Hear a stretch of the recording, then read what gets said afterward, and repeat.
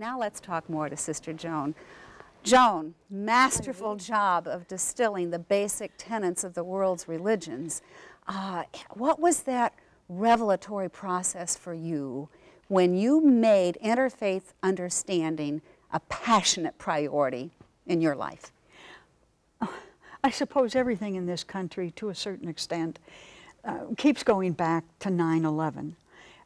I'm not saying that's where I started. It isn't. I've been teaching world religions and studying world religions out of the poet's heart for a long time, wanting to know what all of this was about. But at 9/11, it became so clear to me that without this understanding, without a serious intention on our part, this globe is in danger. This planet is in peril. And we are a people who historically have been insulated and isolated from the rest of the traditions of the world. We don't know them. They are all foreign to us, and now all of a sudden, in fact, I have friends who one of those families that got the Catholic Family of the Award of the Year people, and one daughter is married to a Hindu, and one daughter is married to a Buddhist. Now, these people never expected that, but if you wanted to know that their Christianity was real, I wish you could see them immerse themselves in this multicultural way to God. I suppose it does take some moment. I mean, after all, you're not Catholic. When was the moment in your life when all of a sudden Catholics were no longer a threat to you?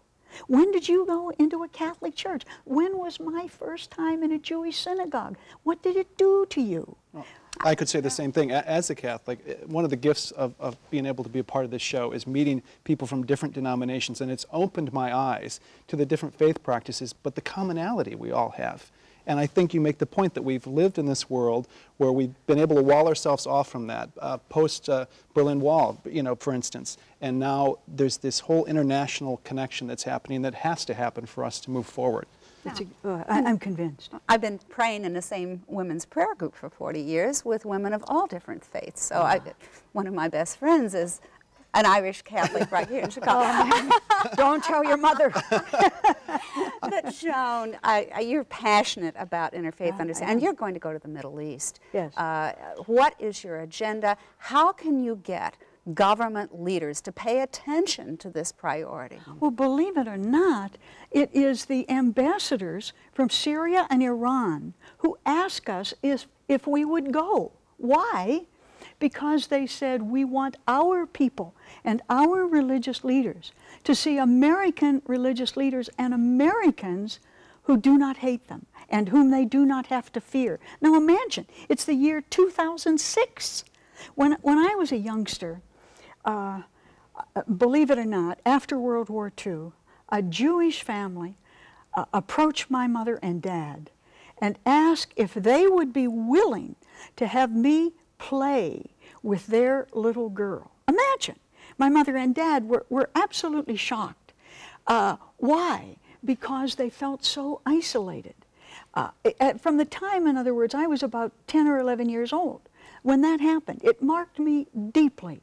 That little girl became a bridge. That family, watching that family do Shabbat, it was a bridge to my future.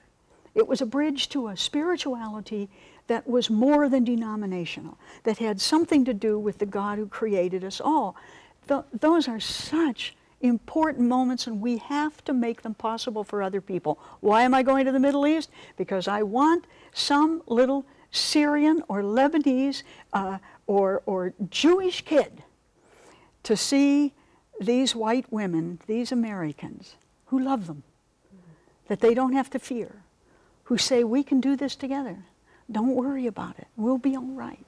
And we do have to model that, don't we? Because this is a relatively new thing for governments, to bring people of faith into this process. And in the world today, there's so much religious strife that's still happening. And these governments just said, we will see that you have all of the religious leaders in the country to meet with.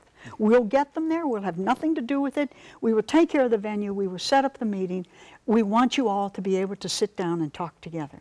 And it's the role of women. This leads us to your second priority, Joan. You said in the time that you have left, two things: interfaith understanding and women. Yes. Say more. Yes. Well, I'm convinced that they're of a piece, that somehow or other, I mean, you can stereotype women. The fact of the matter is that women and men, they're two different pieces of humanity. I don't know anybody who denies that.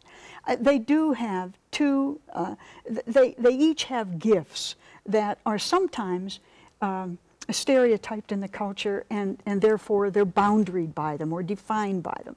But the fact of the matter is that women are the nurturers. No woman turns down a baby who needs nursed. No color, no denomination, no country. Somehow or other, women have something to do with making the world's connections on a very human level. I want them at the political tables as well. Why? Because I believe that if we put enough women, and I don't mean a token woman, I mean if we put enough women in every single decision-making arena that the globe has to offer, then those agendas of human nourishment and nurturance will rise to the level of political importance. And peacemaking. And peacemaking. We wish we had so much more time with you every time you're here, but thank you for making time for us. Thank you. We appreciate it.